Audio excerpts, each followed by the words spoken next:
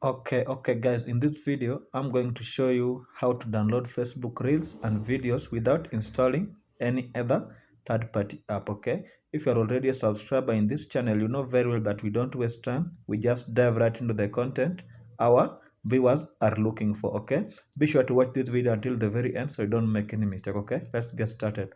Once you are on the Facebook app and you've located the reel or video that you want to download, what you want to do here is click on the share icon here to the right, this one here.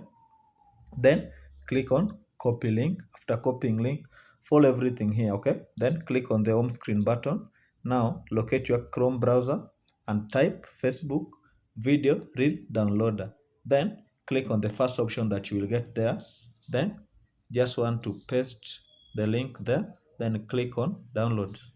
Allow it some time to load. Then you will have two options. You can either download it as a high quality video or a normal quality. Let's go with the normal quality for demonstration purposes. Okay, click on it.